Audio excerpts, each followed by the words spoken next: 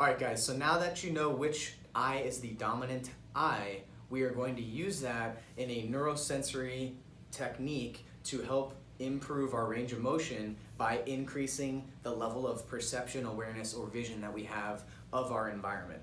I'm right eye and right hand dominant, and many people are. There are also left hand dominant people and left eye dominant people and cross dominant people where you're left eye dominant and right handed, which could be a major advantage with certain sports like baseball, or if you shoot guns, that could also be to your advantage.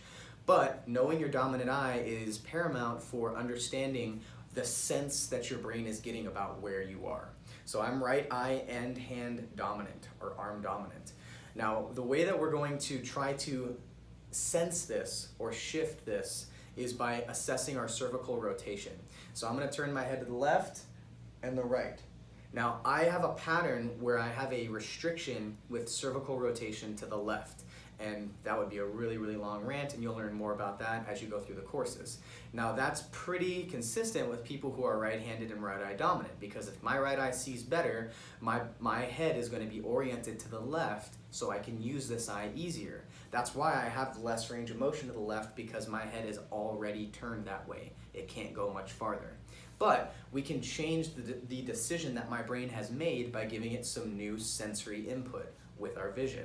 So I'm going to cover my right eye, I'm going to turn my head to the left, and if your range of motion was restricted to the right and you're left eye dominant, you would do this in reverse. Or if you're cross dominant, so let's say that you are right eye dominant and left-handed, then you would cover your right eye with your left hand and repeat the same process, okay?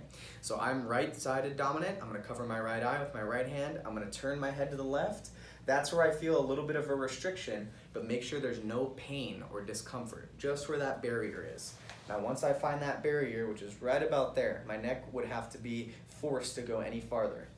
You're going to focus on your thumb right in front of your nose, your eyes, your face, and without moving your head or neck, you are going to track that thumb as far in the restricted direction as you can with just your eyeball. Once your eyeball can no longer move, close the eye, arm comes back to center, take a breath, open your eyes, look at your thumb. Follow it with only your eyeball. You'll notice that your head's going to want to turn, close, take a deep breath, and reset. Don't let your head or neck move. We just want the eyeball to move. You're going to go through that for about 10 repetitions. Make sure that you're sitting relaxed, you're breathing deep. It's definitely better to cover the eye, because usually we'll kind of strain if we have a hard time keeping the eye closed. So just covering it is usually a little bit easier. And then reassess your neck range of motion. So I literally did 2 reps, and now my range of motion feels a lot more symmetrical. Now, why is that? That's because now my brain can perceive the world over here a little bit more. It's a little more concerned with what's happening over here. So because of the increase in sensory awareness, perception, or vision, my brain has now decided to allow more range of motion in that direction. It's let go of the fear of what's going on over here. It's seeing it as being more important. So give that a shot and let me know what you guys think.